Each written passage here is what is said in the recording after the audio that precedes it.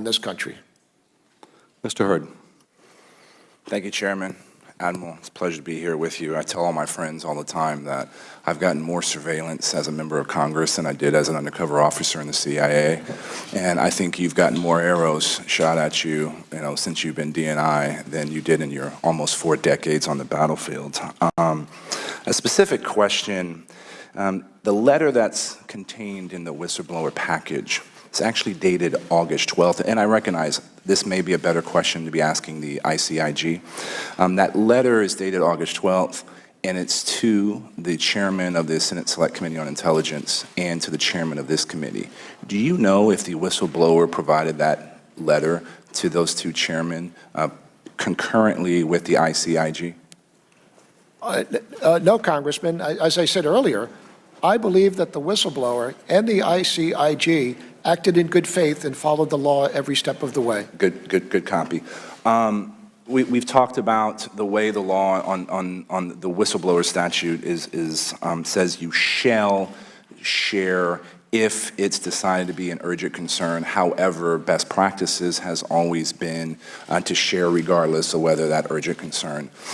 Do you see any reason, negative impact on the intelligence community if that legislation was changed to say all whistleblower complaints should be shared with the committees? That's correct. And in addition to that, Congressman, I mean, let's just say the allegation was made against a member of this committee. Members of this committee, although you are in the Intelligence Committee, are not members of the intelligence community.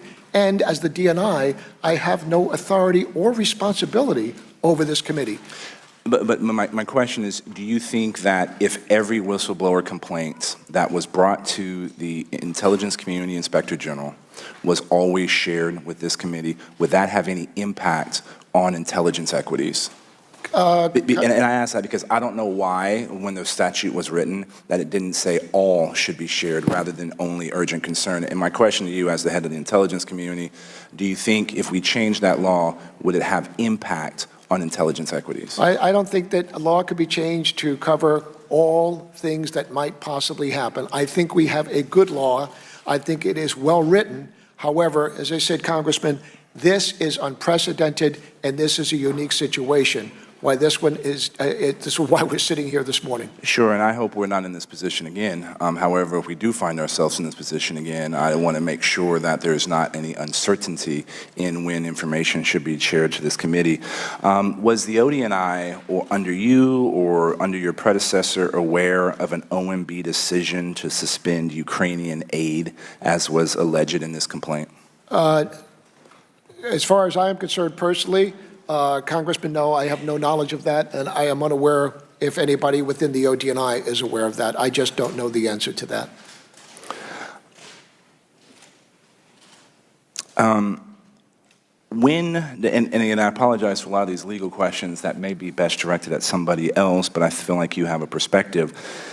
When does OLC, Office of Legal Counsel, guidance override laws passed by Congress? The Office of Legal Counsel does not override laws passed by Congress. What it does is it passes legal opinion for those of us who are in the executive branch. And the Office of Legal Counsel, legal opinion, is binding to everyone within the executive branch. Good copy. And I have 2 final questions, and I'm going to ask them together to give you the time to answer them both.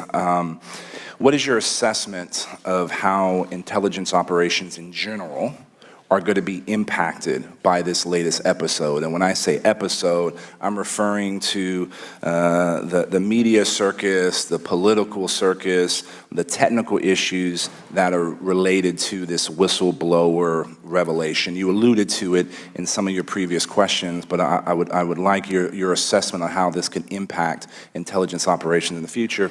And I do believe this is your first time testifying to Congress in your position, right?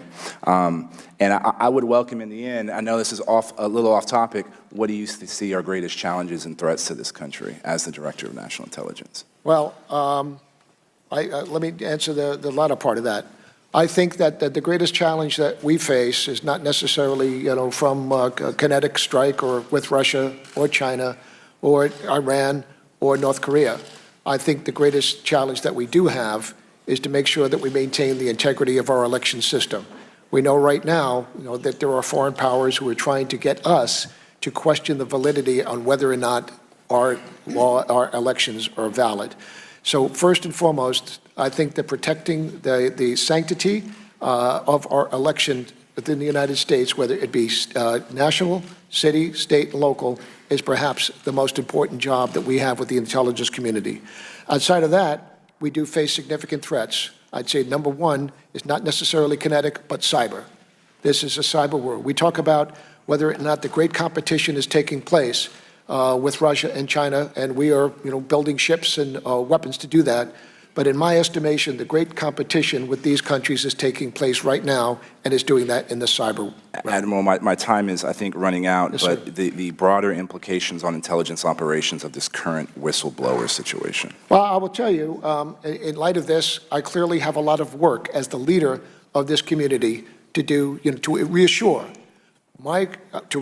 that, the intelligence community that, in fact, I am totally committed to the whistleblower program. And I am absolutely, absolutely committed to protecting the anonymity of this individual, as well as making sure that Michael Atkinson, who is our ICIG, continues to be able to do his job unfettered. But I think that with that, I certainly have to be proactive in my communications with my team. Mr. Chairman, I yield back the time I may Thank or you, may sir. not have. Mr. Castro. Thank you, Chairman.